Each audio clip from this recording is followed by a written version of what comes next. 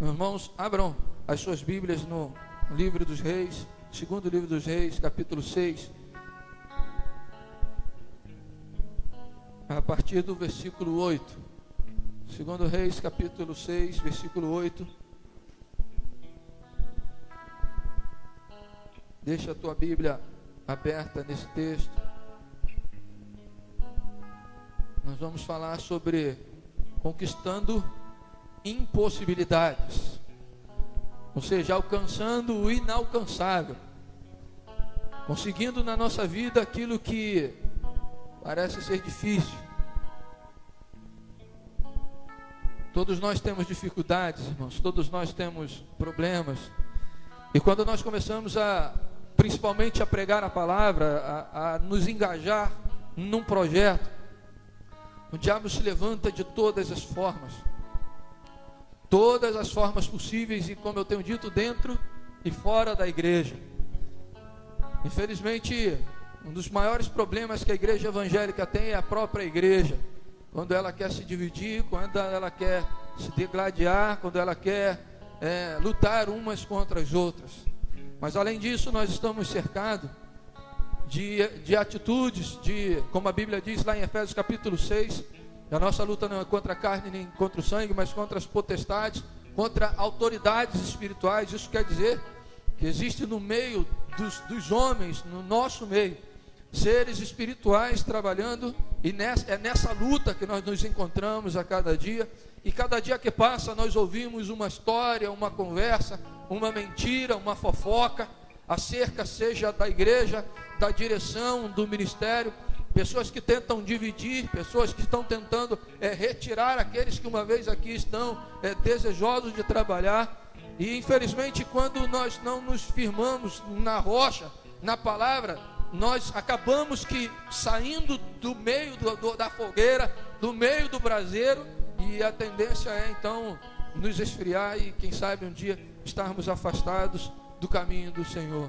E quando nós começamos esse projeto há 40 e alguns dias atrás, quase 50 dias, nós começamos, e de lá para cá parece que Deus foi colocando à prova algumas pessoas, Deus foi testando determinadas pessoas, como nós vimos naquele filme que apresentamos aqui na sexta-feira, e no dia 1º de setembro, quando aquele pastor, o Josué Ilhon, falou do tempo em que Deus trabalha, do tempo que Deus pisa no barro, que desfaz tudo aquilo que não serve para ser usado e transforma. Parece que nós passamos por isso, pessoas passando por dificuldades, por problemas, quer sejam espirituais, e eu quero crer que todos esses problemas que não tiveram a aparência de espiritual, tiveram na sua raiz lá no problema espiritual.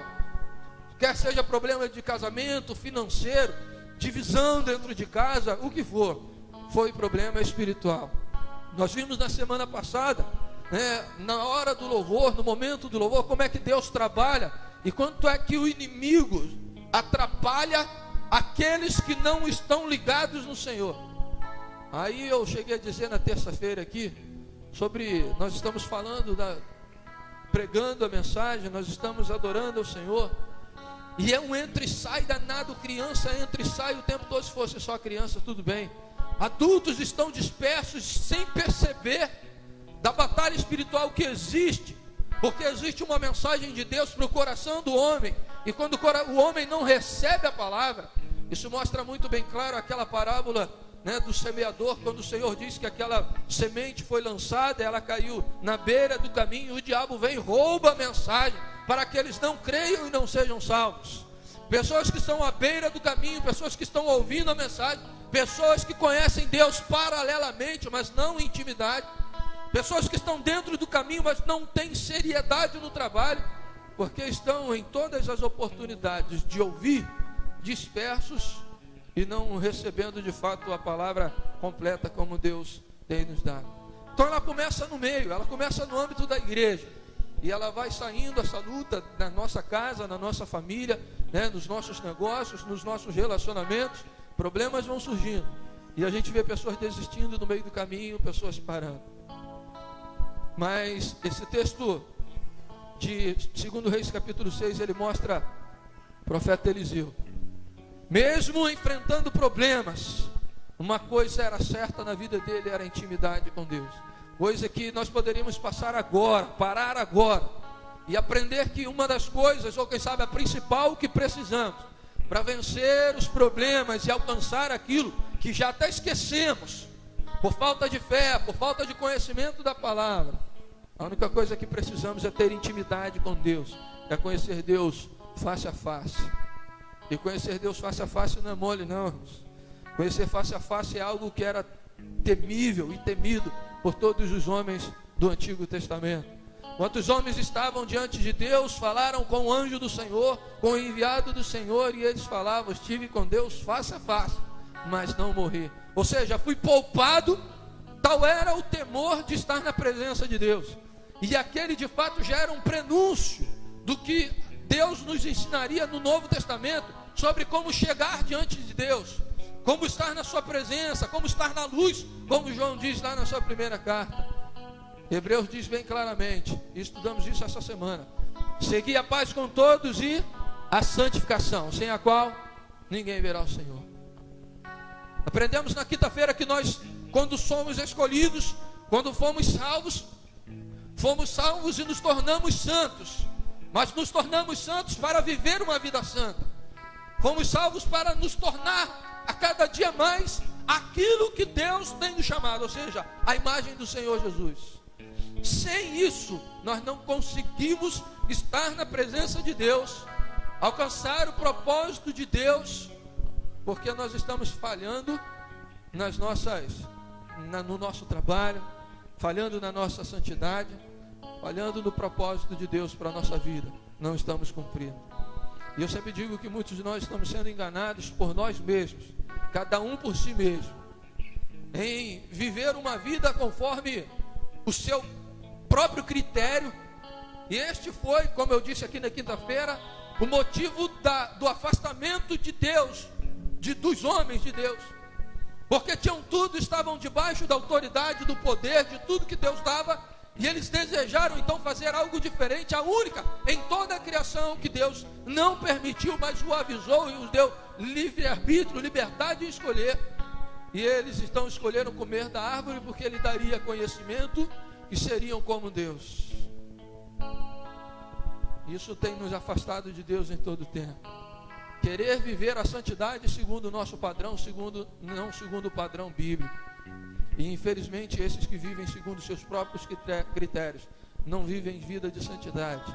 E não vivendo vida de santidade, o autor da carta de Hebreus pode dizer bem claro: sem a santificação ninguém verá o Senhor. A santidade, ela começa no coração de Deus. Ela é trabalho do Espírito Santo de Deus que conduz o homem a uma vida santa.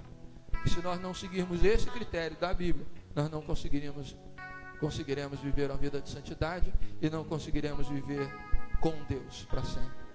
E quando nós vivemos desse jeito, irmãos, os problemas parecem que são maiores.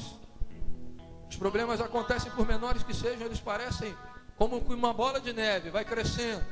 Nós vamos dando oportunidade, nos afastando, dando oportunidade ao diabo, nos afastando, e os problemas vão crescendo, e chega um momento que, como eu disse lá na praça, aquele dia, quando nós fomos lá evangelizar, quantas pessoas que estavam ali já foram evangélicas, mas naquele instante, poderiam olhar para elas mesmas e dizer: caramba, há 10 anos atrás eu era um homem de Deus, há 10 anos atrás eu era uma mulher de Deus, e como eu parei desse jeito eu não sei, só sei de uma coisa: eu não consigo mais voltar. Os problemas vão nos afastando, e as coisas parecem mais impossíveis ainda na nossa vida. Meus irmãos, vamos voltar para o texto. Eu quero falar sobre essas impossibilidades, como conquistar aquilo que parece ser tão difícil, coisa que nós já desistimos, através da experiência do profeta Eliseu. Nesse texto ele mostra a partir do versículo 8, Eliseu sendo procurado pelo rei da Síria.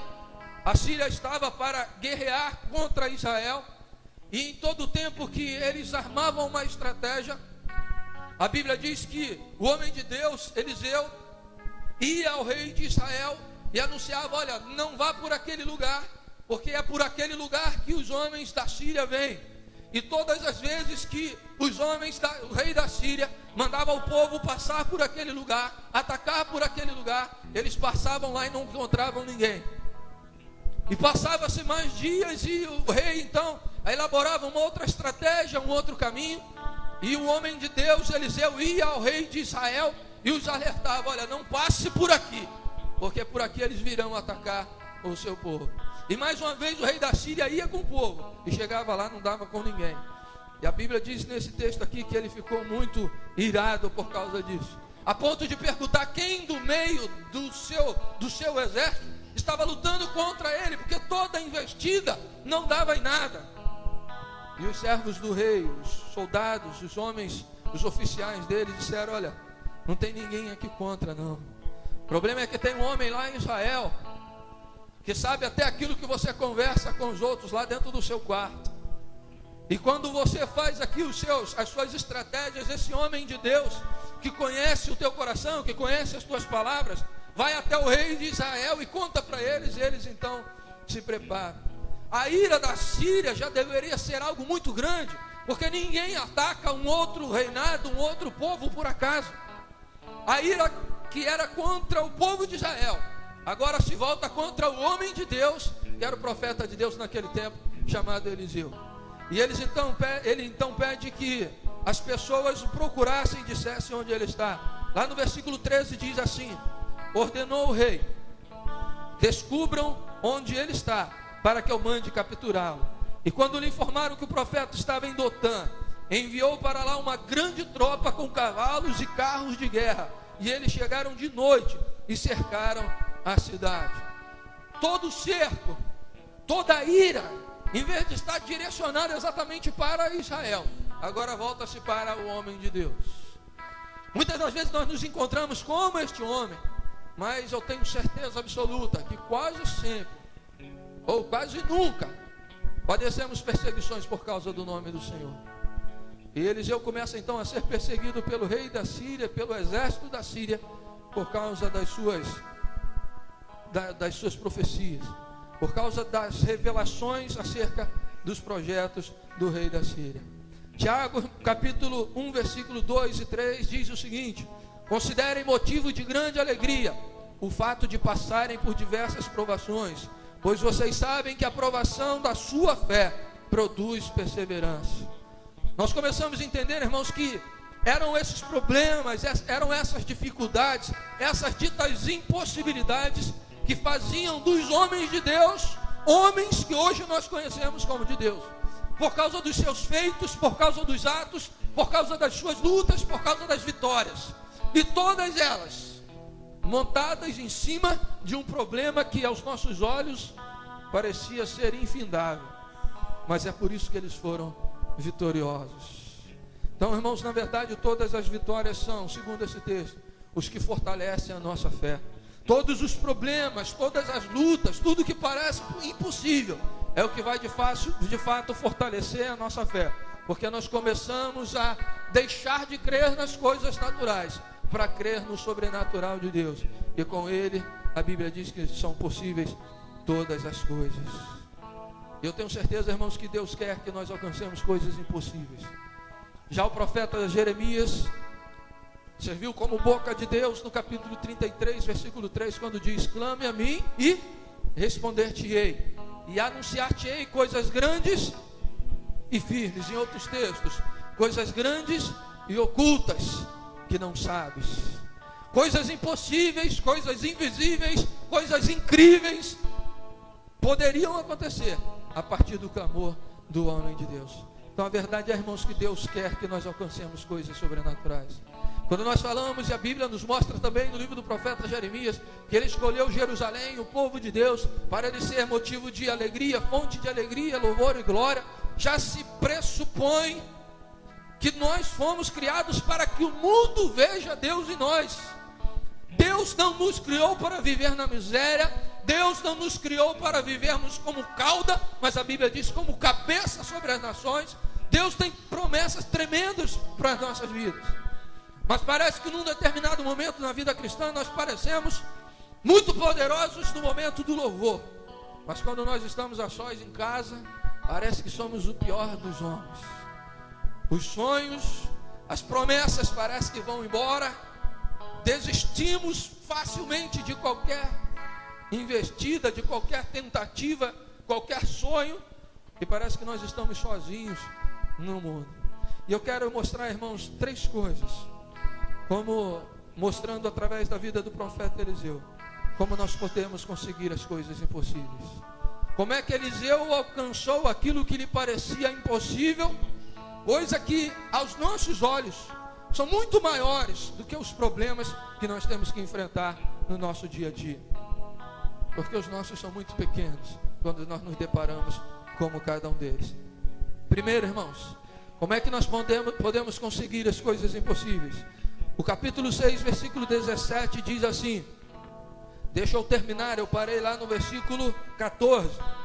O versículo 15 diz, o servo do homem de Deus, o servo de Eliseu, levantou-se bem cedo pela manhã, e quando saía, viu que uma tropa com cavalos e carros de guerra havia cercado a cidade. Então exclamou, ah, meu Senhor, o que faremos? E o profeta respondeu, não tenha medo, aqueles que estão conosco são mais numerosos do que eles. E Eliseu orou, Senhor, abre os olhos dele para que veja. E então o Senhor abriu os olhos do rapaz, que olhou e viu as colinas cheias de cavalos e carros de fogo ao redor de Eliseu. Meus irmãos, a primeira coisa que Eliseu usou para conseguir visualizar e alcançar as coisas impossíveis era abrir os olhos espirituais. Havia uma diferença muito grande no profeta Eliseu e no seu servo, e é óbvio, por isso estão nessa hierarquia. Eliseu tinha olhos espirituais, Eliseu conhecia o Deus que servia, Eliseu já sabia antecipadamente que a nossa luta, a nossa guerra não é contra a carne nem contra o sangue, mas contra principados e potestades. Mas Eliseu sabia que o anjo do Senhor acampa-se ao redor do que os temem os... E ele sabia que não eram poucos aqueles que estavam lá. Por isso ele abre os olhos sobrenaturais, espirituais, para ver as conquistas milagrosas. Meus irmãos, o milagre só acontece a partir de Deus. E se nos problemas que nós temos, nós não recorremos a Deus, e se nós não depositamos em Deus a nossa confiança, a nossa luta, nós seremos frustrados. Porque o milagre não vem pelo esforço humano, mas sim pela vontade e a ação do Espírito Santo de Deus na nossa vida. Ele sabia disso, por isso a oração dele era essa: Senhor, abre os olhos dele para que veja. Há promessas, irmãos, há promessas muito grandes. Eu queria lembrar só uma delas. Livro do profeta Isaías, capítulo 61. Nós conhecemos os primeiros versículos desse texto, mas nós nos esquecemos de ler os demais versículos, que são tão importantes quanto os iniciais. Ele mostra que, pelo Espírito de Deus estar na vida dele, ele foi chamado para grandes coisas. E por causa dessas grandes coisas que aconteceriam na vida dele, Deus o estaria capacitando para coisas ainda maiores. O versículo 5 diz assim, Isaías 61, 5: gente de fora vai pastorear os rebanhos de vocês, estrangeiros trabalharão em seus campos e vinhas, mas vocês serão chamados sacerdotes do Senhor, ministros do nosso Deus. Vocês se alimentarão das riquezas das nações, e do que era o orgulho delas, vocês se orgulharão. A promessa de Deus, irmãos, é quando nós nos colocamos no caminho do Senhor, para fazer a vontade do Senhor, para ser canal de bênção, para ser aquilo que Deus nos escolheu. Deus se encarregaria daquilo que nos fosse necessário para o dia a dia e para o alimento.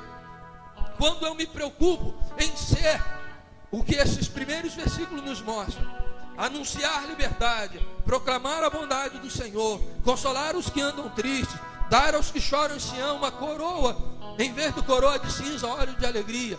Ele diz: olha, gente de fora vai pastorear o rebanho de vocês.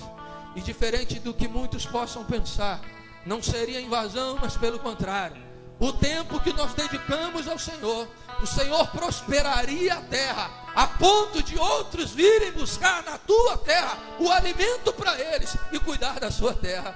Sabe por quê? Porque a partir de então, você se preocuparia em ser um sacerdote do Senhor, um homem de Deus, e do que era seu, Deus se encarregaria. E ele diz bem claro: vocês serão chamados sacerdotes do Senhor, ministros do nosso Deus, vocês se alimentarão das riquezas das nações. Irmãos, o que nós mais vemos são crentes vivendo da miséria espiritual, crentes vivendo das menores coisas, da falsa humildade cristã, vivendo sempre do mínimo e achando que isso é vontade de Deus. Meus irmãos, em tudo na nossa vida nós temos um tempo. A Bíblia mostra, como Josué Irion falou, e já é a segunda vez que eu cito, há tempo que nós precisamos ser pisados, há tempo que nós precisamos ser trabalhados, ser moldados, mas tem que haver o tempo de sermos levantados para a glória do Senhor.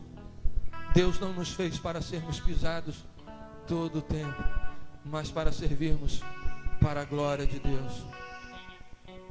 Eliseu sabia muito disso, por isso ele clamava ao Senhor. E aquilo que ele clamava ao Senhor, o Senhor o respondia. O nosso Deus é um Deus de milagres. Quando ele pede ao Senhor: Senhor, olha, abre os olhos deste servo, abre os olhos deste homem. O homem começou a olhar. Isso já dava para pressupor que Eliseu já tinha visão espiritual. Eliseu já sabia o que o cercava, o que o protegia. E com tanta certeza ele não pediu: Senhor, bota cavalos de fogo, bota carros de fogo. Pelo contrário: Senhor, eu sei que eles estão, então só abre os olhos deles para que ele possa ver. Se eu quero conseguir algo espiritual, coisas impossíveis na minha vida, eu preciso abrir os meus olhos espirituais. Agora deixa eu dizer uma coisa: coisas espirituais, coisas que não estão, quem sabe, no nosso alcance, mas no alcance de Deus, só se alcança através de vida de oração. Primeira coisa que você vê nesse texto, no versículo 17, é o dizendo o seguinte: e Eliseu orou.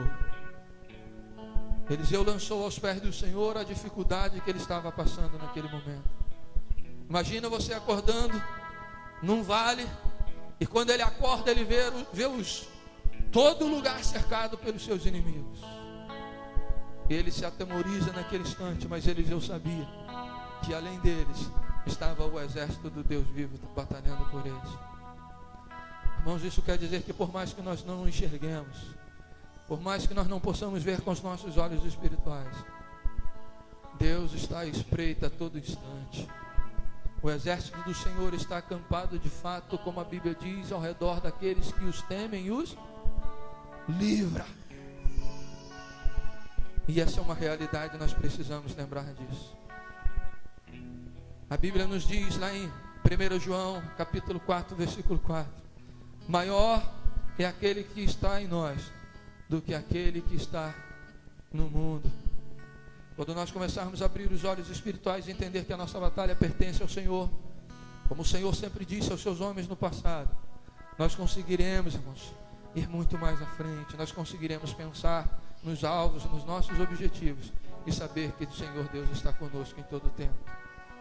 Eu fico lembrando quando o Senhor Jesus estava para subir, estava para morrer, lá em João capítulo 14, e o Senhor Jesus começa a consolar o coração daquelas pessoas, dizendo que onde Ele iria, Ele prepararia um lugar para que eles também estivessem ali.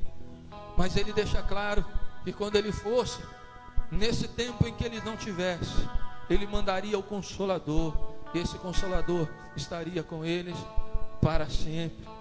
A vontade do Senhor é nos encaminhar e estar conosco em todo o tempo. Nós precisamos fazer como Moisés disse: Senhor, se Tu não for conosco, eu não vou. Mas o Senhor sabia que esse era o desejo do coração de Moisés. Eu preciso abrir os meus olhos espirituais. E abrir os olhos espirituais quer dizer que eu preciso lançar nas mãos do Senhor em oração toda a minha ansiedade, porque a Bíblia diz: porque Ele tem cuidado de cada um de nós.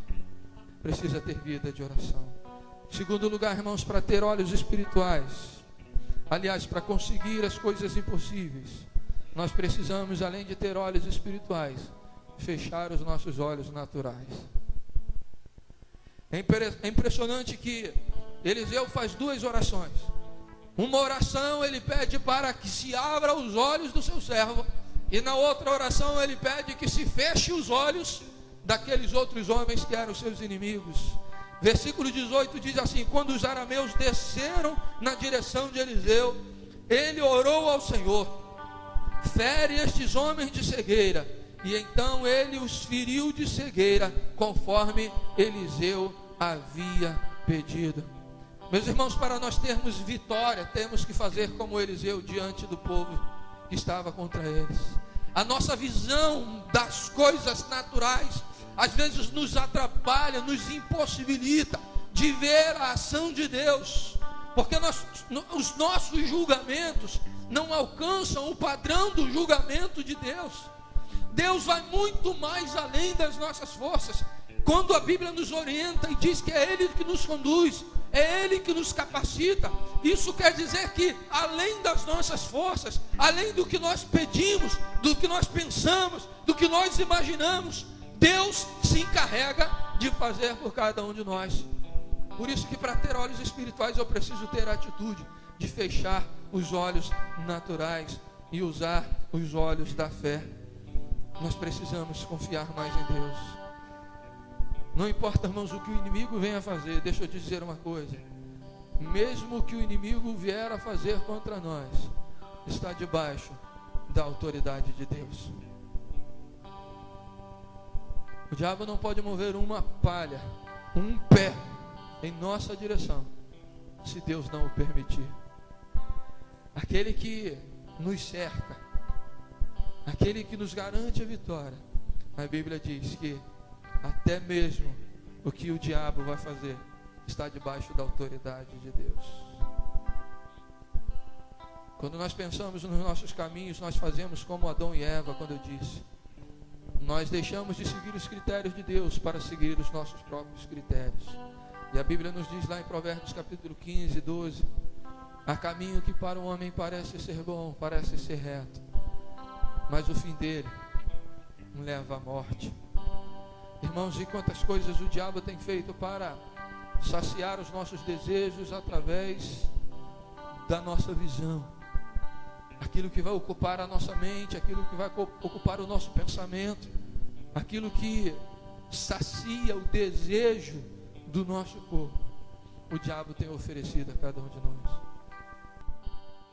Nós vivemos um tempo onde nós queremos escolher onde servir, por que servir, a quem servir, como servir e se servir. Vivemos um tempo onde nós estamos escolhendo o que fazer. E quando nós começamos a escolher os nossos próprios caminhos, nós nos afastamos da proteção de Deus. Quando nós abrimos os nossos olhos espirituais, nós fechamos os nossos olhos naturais e conseguimos ver o poder de Deus. Nós precisamos entender que aquilo que o diabo tem oferecido a nós, aqueles caminhos, as portas abertas, os caminhos mais fáceis, segundo o Salomão, o sábio Salomão nos diz, ele pode até parecer bom aos nossos olhos, e de fato momentaneamente o é, mas o final dele nos leva à perdição eterna. Nós como crentes temos que tomar uma posição diante das ofertas de Satanás. Temos que tomar uma posição daquilo que tem nos afastado de Deus, para começar a tomar posse daquilo que Deus tem para cada um de nós.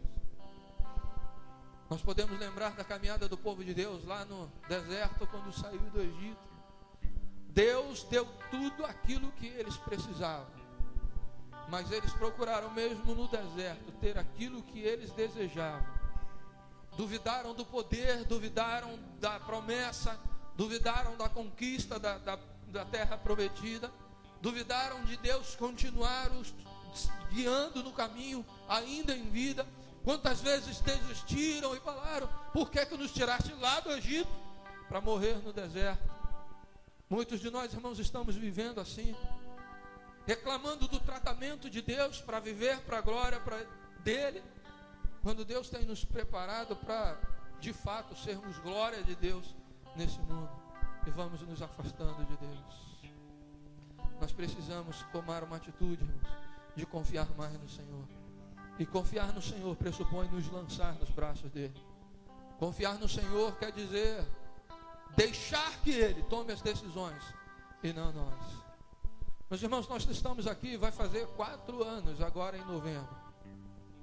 E algumas coisas, aqueles que estão próximos de nós, sabe quantas vezes nós decidimos algumas coisas e quando chegou em cima da hora nós voltamos atrás, porque nós não vimos Deus naquilo. E nós precisamos, irmãos, ter discernimento espiritual para saber quando Deus de fato exige uma atitude nossa que não ultrapasse a vontade de Deus. Quantos de nós estamos tomando as nossas decisões e retirando do poder de Deus, das mãos de Deus, o que Ele já deveria fazer por cada um de nós? Nós não alcançamos vitórias porque nós queremos lutar com as nossas próprias forças. As coisas parecem que estão cada vez mais difíceis porque nós não nos lançamos de fato nas mãos do Senhor e vivemos do nosso próprio jeito. Então, irmãos, além de nós abrirmos os nossos olhos espirituais, nós precisamos fechar os nossos olhos naturais e saber que Deus está no nosso caminho. Versículo 18 e 19, ele vai mostrar que Eliseu orou. No versículo 19 mostra que ele foi com estes homens. Vamos tentar imaginar o que Deus tinha feito naquele lugar, o lugar onde Eliseu estava cercado pelos seus inimigos. Você imagina que Eliseu era alguém bastante conhecido.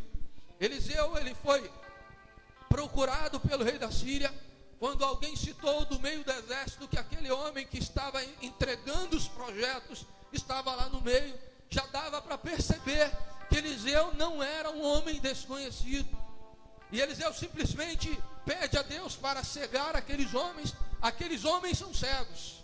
E ele ainda tem a coragem de entrar por aquele lugar, entrar no meio do povo, no meio dos inimigos, para levá-los até uma cidade. Versículo 18 diz assim: Eliseu lhes disse: não é esse o caminho, nem esta é a cidade que procuram. Sigam-me e eu os levarei ao homem que vocês estão procurando. E os guiou até a cidade de Samaria. Meus irmãos, para nós conseguirmos as coisas impossíveis, nós precisamos confiar em Deus. E confiar em Deus quer dizer estar nas mãos dele. Eliseu poderia, quem sabe, pegar o seu próprio servo, como diz aqui, e pedir que ele dirigisse esse povo até o lugar. Eliseu pega aqueles homens que já o conheciam, que estavam cegos sem conhecer a fisionomia de Eliseu, e os encaminham até o lugar, e vai até o lugar onde ele tinha planejado e que Deus tinha colocado em sua mente para levá-los. Eliseu vai com eles, aqueles que queriam matá-los, sem questionar Deus, se colocando na mão do Senhor, confiando que se Deus o tinha guiado até aquele momento, até o final Deus estaria com ele. Mas Eliseu não tirou o seu corpo fora. Eliseu foi junto na batalha. Eliseu não se afastou dos seus inimigos, pelo contrário, guiou-os até o lugar onde Deus desejava que eles estivessem. Foi até o final do caminho. Nós precisamos confiar mais em Deus, deixar de questionar Deus. Existe um texto, irmãos, lá em Marcos capítulo 5, que mostra um povo que confiou em Deus e recebeu dele aquilo que eles estavam procurando. Mateus capítulo 5, versículo 21 a 24 diz assim: tendo Jesus voltado de barco para outra margem, uma grande multidão se reuniu ao seu redor, e enquanto ele estava à beira do mar, e então chegou ali um dos dirigentes da sinagoga, chamado Jairo. Vendo Jesus, prostrou-se aos seus pés e lhe implorou insistentemente: minha filhinha está morrendo, vem por favor, impõe as mãos sobre ela, para que ela seja curada e que viva. E Jesus foi com ele. Uma grande multidão o seguia, e o comprimia. E aí nós passamos lá para o versículo 35. E enquanto Jesus ainda estava falando, chegaram algumas pessoas na casa de Jairo, o dirigente da sinagoga. Sua filha morreu, disseram eles. Não precisa mais incomodar o mestre. Não fazendo caso do que eles disseram, Jesus disse ao dirigente da sinagoga: não tenha medo, crê somente. E não deixou ninguém segui-lo, senão Pedro, Tiago e João, irmão de Tiago. Quando chegaram à casa do dirigente da sinagoga, Jesus viu um alvoroço com gente chorando e se lamentando em alta voz. E então entrou e lhes disse: por que todo este alvoroço e lamento? A criança não está morta, mas dorme. Mas todos começaram a rir de Jesus. E ele, porém, ordenou que eles saíssem. Tomou consigo o pai e a mãe da criança e os discípulos que estavam com ele, e entrou onde encontrava a criança. Tomou-o pela mão e lhe disse: Talita cumi, que significa: menina, eu lhe ordeno, levante-se. Imediatamente a menina, que tinha 12 anos de idade, levantou-se e começou a andar. E isso deixou-os atônitos. Ele deu ordens expressas para que não dissessem nada a ninguém, e mandou que dessem a ela alguma coisa para comer. Meus irmãos, esse texto mostra um homem que foi forçado diante das circunstâncias, diante do povo que estava comprimindo Jesus, a desistir de crer que o Senhor de fato iria até lá e curá-lo. A Bíblia mostra que, segundo os homens, essa mulher já tinha morrido, essa menina já tinha morrido e não necessitava mais de Jesus ir até lá. Mas a Bíblia diz que Jesus chama aqueles que creram. Jesus chama os pais da menina e os seus discípulos. Até porque a Bíblia diz que tudo é possível àquele que... Os incrédulos ficaram de fora.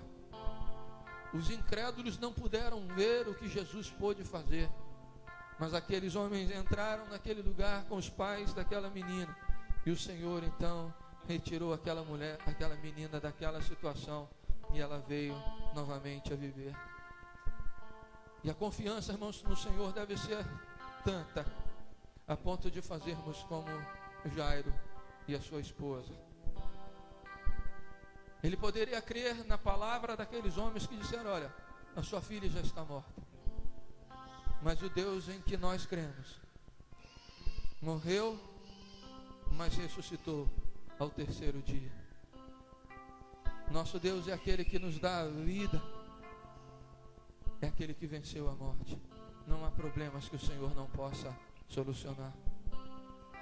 Irmãos, essa semana eu tive comentando com alguns irmãos sobre a vida do pastor Xavier lá no Rio de Janeiro. O pastor Xavier foi uma bênção, não só na minha vida, como na vida de tantas outras pessoas lá no Rio de Janeiro. E há um ano e meio atrás, ele recebeu uma notícia que estava com câncer. E a primeira notícia que a sua esposa recebeu dos médicos foi o seguinte: olha, não adianta fazer mais nada, está tudo tomado. Sábado da outra semana, foi o último culto em que ele esteve pregando. Na segunda-feira ele mandou uma mensagem para alguns, e essa mensagem chegou até mim através do meu e-mail. E é interessante como ele luta até o final, dizendo: olha, pode ser que essa seja a última vez que eu vos falo como pastor, mas apesar de tudo eu ainda creio na cura e oro a Deus por ela. Um homem que viveu 1 ano e meio, a cada dia pior, mas não deixa de crer na providência de Deus. Mas o que é mais importante, irmãos, que ele ora pela cura em todo instante. Mas nesse estado em que ele está, ele diz que a única coisa que o diabo não vai roubar dele é a alegria em adorar ao seu Deus. Na semana passada, o filho dele foi levado para o hospital, urinando sangue. Mas mesmo assim ele mandou mensagem para todos, dizendo que a luta dele estava continuando. E ele continuava a orar e a exortar a todos os cristãos, a todos os pastores, a serem fiéis nos seus ministérios. a adorarem ao Senhor com mais sinceridade. E ele é pastor de uma igreja batista lá no Rio de Janeiro, e nós que somos de igreja batista sabemos a luta que nós temos por um avivamento, por uma intimidade maior com Deus, e este homem é um deles. Eu tenho certeza que Deus está usando esta doença dele para que a Igreja Batista Memorial da Tijuca passe por um avivamento, e está passando. Eu conheço outros homens que passaram próximos da morte, para que igrejas que estavam fechando as suas portas voltassem a ter comunhão e a crer no poder de Deus e na instrumentalidade que Deus poderia fazer de cada um deles ali, instrumento de Deus naquele lugar. Isso quer dizer, irmãos, que nós devemos acreditar em Deus mesmo que pareça ser o último dia da nossa vida. Na última vez que eu estive no Rio de Janeiro, eu estive lá porque a minha cunhada descobriu que estava com câncer, mais uma vez. E ela, alguns anos atrás, cerca de 3, 4 anos atrás, teve câncer. A igreja já sabe disso, alguns ainda não, estão aqui. E ela teve que ser operada e fez todo o tratamento, e os médicos disseram que ela de fato estava curada, mas teria que passar por 5 anos aí de tratamento, esperando a confirmação. E antes desse tempo ela resolveu fazer a operação da mama para fazer reconstituição. E houve alguns problemas, e por causa desses problemas chegaram à conclusão que não era rejeição por causa do problema simplesmente local. E fizeram o exame e descobriram que ela tinha metástase, 9 só nos ossos. E o pessoal sabe que quando chega nos ossos não tem mais jeito para o homem. E além dos 9, eu esqueço toda hora no rim, fígado, 3 nos rins. E os médicos falaram que não tem jeito, porque ali não dá para reconstituir. E a última notícia que tivemos dela é que ela foi um passeio e ela nem parecia estar com câncer. Há 1 mês e meio que ela voltou a essa luta de novo. Mas nós estamos orando em todo o tempo. E a minha alegria maior, irmãos, foi que essa história desse pastor Xavier chegou a mim através do meu irmão. Parece, quando a gente pega assim no meio do caminho, parece não ser nada. Mas é porque essa mensagem do pastor Xavier, meio a todo esse problema, é a mesma coisa que o meu irmão hoje crê. Ele me enviou para mim, para que eu seja edificado com ela. O meu irmão, algumas semanas atrás, soube que passou um problema muito grande. E ele ou sonhou alguma coisa desse jeito, viu alguma coisa, e a morte dizendo que levaria a sua esposa. Mas deixa eu dizer, irmãos, quem tem poder para levar é Deus. E se Deus tiver que levar, Ele vai levar. Mas nós como família vamos continuar adorando esse Deus, como sempre adoramos. Naquele dia que nós fomos para o Rio de Janeiro, era dia dos pais. Cheguei lá de surpresa. E a minha família, na semana em que soube, eu soube na sexta para o sábado de madrugada.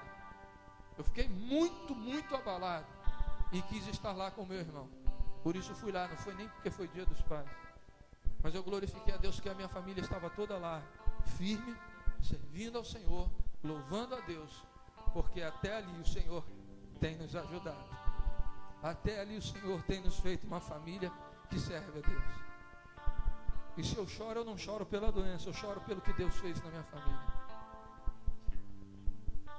Porque hoje eu posso olhar lá e olhar lá quanto está no dedo, ainda. Os que não são cristãos, ainda. Porque há 10 anos atrás nós contávamos no dedo os que eram evangélicos. Hoje nós contamos no dedo aqueles que ainda não são.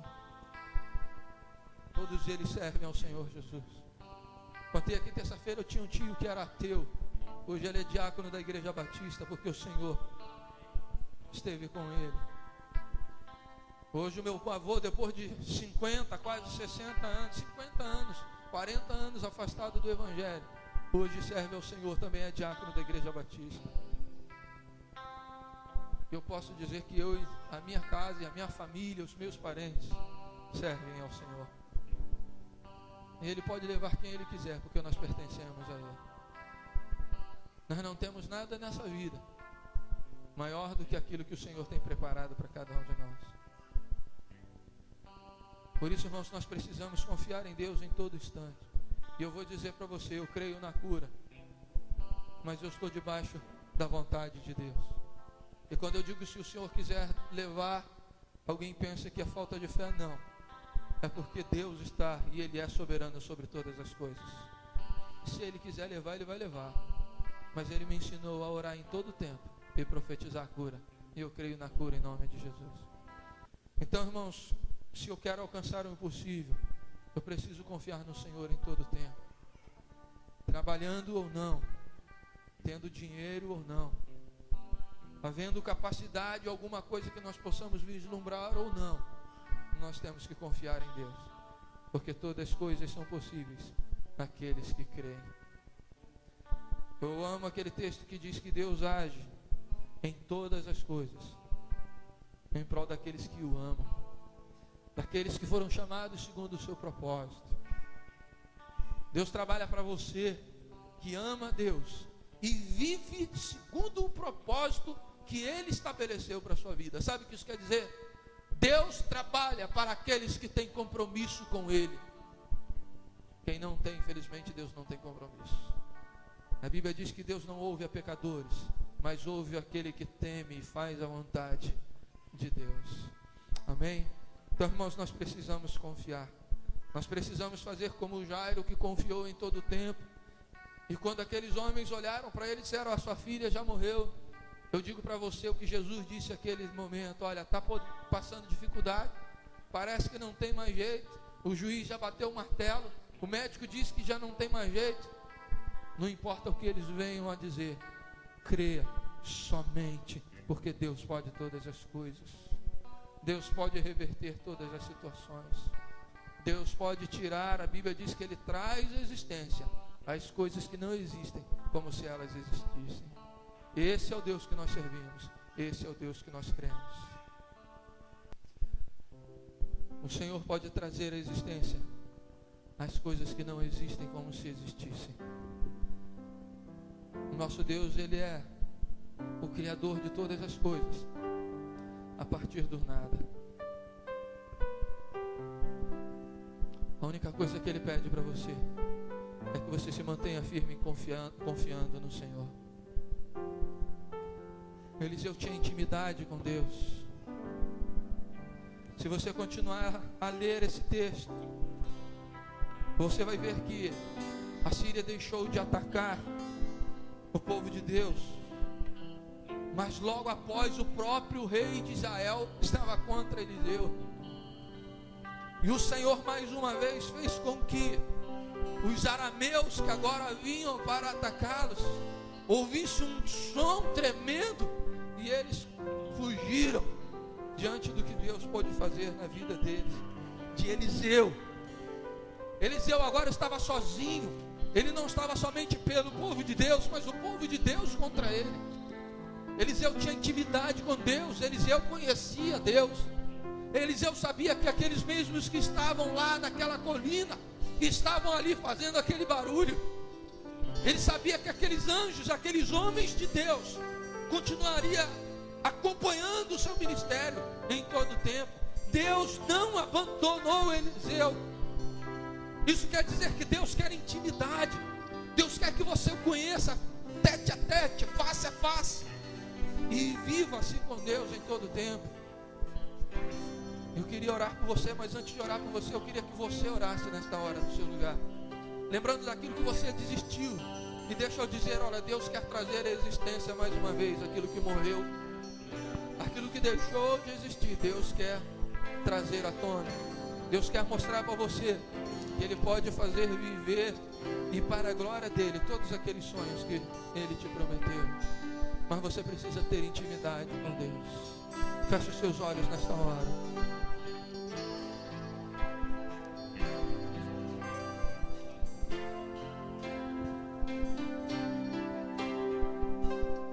Feche os seus olhos.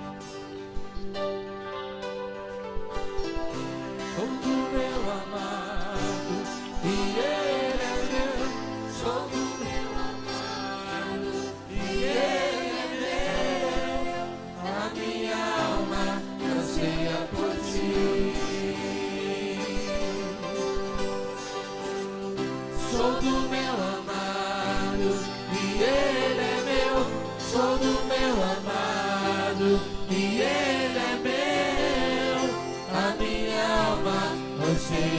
ti. Não quero mais. Não quero mais voltar atrás. Quero ser santo como tu és, caminhar na tua direção. Senhor, eu quero isso de você nessa noite. Seguir os teus passos, ouvir a tua voz, saber o que está em teu coração.